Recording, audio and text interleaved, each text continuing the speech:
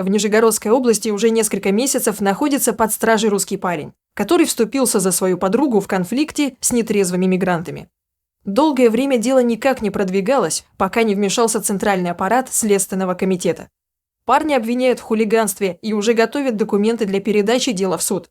Мать задержанного утверждает, что следователи МВД хотят устроить показательную порку. Попробуем разобраться, в чем же обвиняют нижегородца и почему мигранты не понесли наказание. 31-летний Никита Ноктев уже более 4 месяцев находится в СИЗО. По версии следствия, он, желая противопоставить себя обществу и выражая явное неуважение к нему, нанес побои Жафару Шадикулову. Это указано в ходатайстве о продлении меры пресечения Ноктеву. Жафар Шадикулов – мигрант из Средней Азии, работающий на Павловской птицефабрике. Мать Никиты, Алена Ноктева, утверждает, что ее сын вступился за девушку, к которой приставали иностранцы, включая Шадикулова. Местные СМИ сообщают, что инцидент произошел в конце июня этого года. Группа выходцев из Узбекистана отдыхала в кафе «Жасмин» на улице Аллея Ильича и пыталась познакомиться с русской девушкой. Вышла русская девочка, какая-то знакомая, плакала. Сказала, что ее обидели ребята узбекской национальности. Они якобы к ней приставали, она их отшила, и один ударил эту девочку по лицу. Мальчишки к ним подошли, попросили извиниться.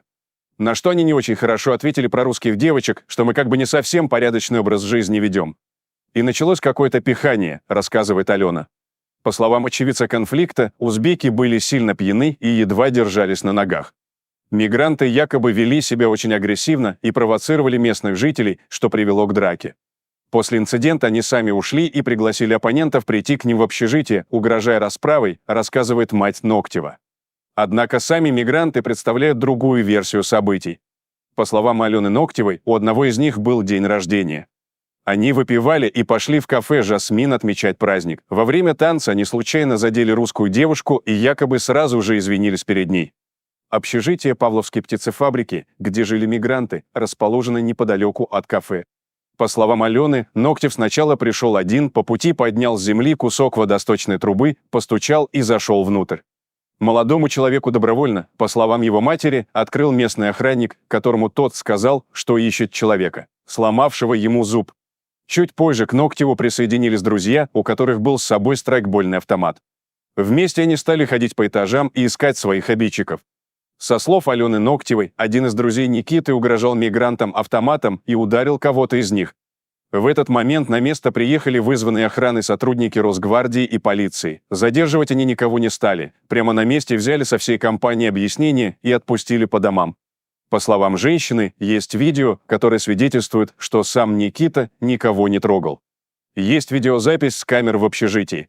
Там вообще народу много. Оказывается, еще местные жители присоединились, потому что узбеки эти достали всех. Вот этот вот парень, который с автоматом был, ударил несколько раз кого-то из узбеков. Никита мой не бил. На видеозаписи видно, что он ходил пьяный, болтался по этим коридорам. Но бить никого не бил, сказала она в беседе с журналистом.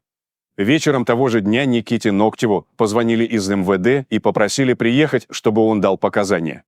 Там же молодого человека задержали, а спустя пару дней, 1 июля, суд отправил его под арест. При этом следователь, утверждает мать, сначала собирался отпустить ее сына под подписку о невыезде. Но ему позвонили и сказали закрыть Никиту в СИЗО.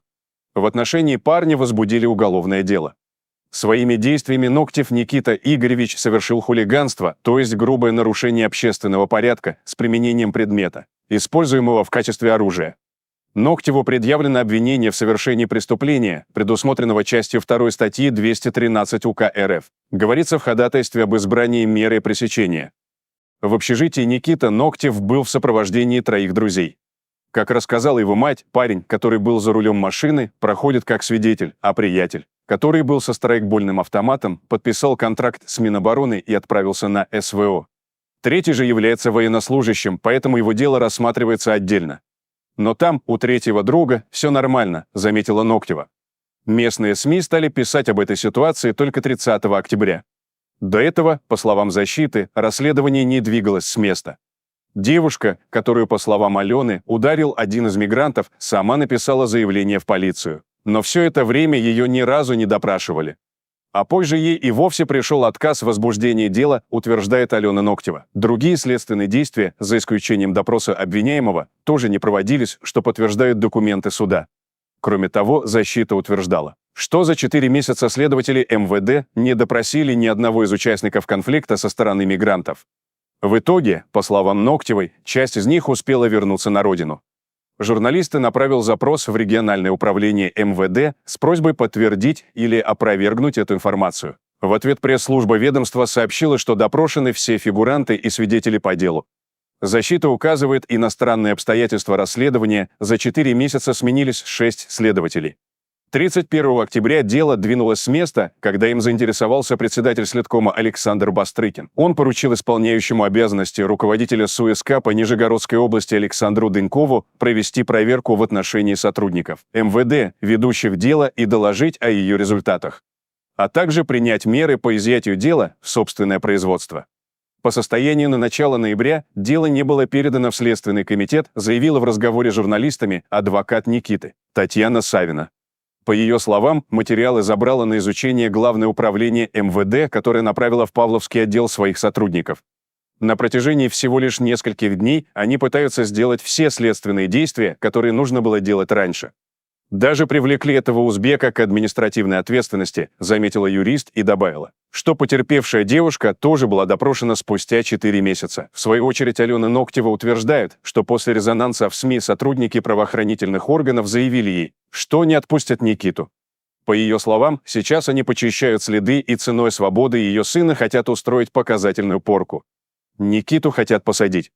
Я так понимаю, они хотят, чтобы дело до Бастрыкина не дошло. Там сейчас оперативно работают в 2 смены все следователи города Павлова, вызывают миллион свидетелей. Сказали, мы его не выпустим. Они в срочном порядке готовят документы, чтобы их в четверг, по-моему, передать в суд, подытожила собеседница. В свою очередь адвокат Савина уточнила, что 5 ноября защита получила материалы дела для ознакомления. Однако дата первого заседания, на котором дело будет рассматриваться по существу, еще не назначена. Тот факт, что правоохранители не обратили внимания на вторую сторону конфликта – мигрантов. Издание, кстати, связывает с деятельностью местного отдела МВД. 2 октября следователи задержали начальника отдела по вопросам миграции МО МВД Павловский Аллу Вершинину. Ее заподозрили в превышении должностных полномочий и отправили под домашний арест. По версии СК, в 2023 году в ходе профилактического рейда в помещении одного из местных предприятий были выявлены иностранцы, незаконно проживающие на территории РФ, а Вершинина, действуя в интересах организации, составил административные протоколы на подставное лицо, благодаря чему предприятие избежало ответственности.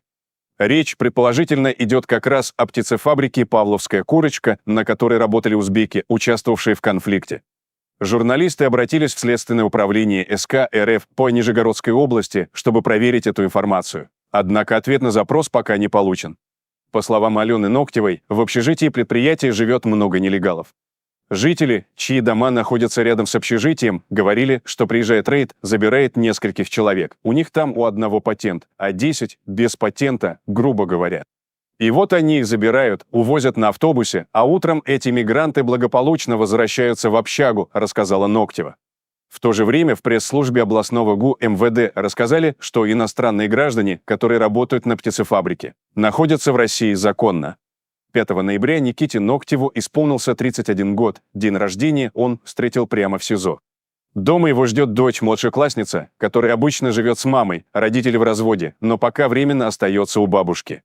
По словам Алены Ноктевой, родственники долгое время не рассказывали девочке, что случилось с ее отцом. Мы ей сказали, что он в командировке в другой стране и не может приехать. А когда об этом сообщили СМИ, она увидела и все поняла, она смышленая 9-летняя девочка, отличница. Был момент, когда она стала плакать. После выхода сюжета она успокоилась и сказала, «Мой папа заступался за девочку», — поделилась женщина. С бывшей супругой Никита остается в хороших отношениях. До ареста он жил с новой женщиной, у которой тоже есть ребенок. По словам Алены Ноктевой, ее сын работал, хотя официально и не был трудоустроен. Согласно материалам дела, суд называл отсутствие официального трудоустройства в качестве одного из поводов отказать в смене меры пресечения. Якобы из-за этого он не имеет стойких социальных связей. У нас ИП, мы занимаемся перевозками. Он, Никита, у нас логист. И еще он помогал отцу. Отец у нас перенес инфаркт. Всеми ремонтными работами с грузовиками у нас занимался Никита. Сейчас отец вроде нормально себя чувствует, хотя ситуация с Никитой, конечно, его подкосила очень сильно», — добавила Ноктева. После резонанса свою помощь, моральную, материальную и физическую, предложили представители движения «Русская община» и «Северный человек». Однако мать Никиты от нее отказалась. «Мы дееспособные нормальные люди, мы продолжаем работать, хотя нам, конечно, очень тяжело», — подытожила собеседница.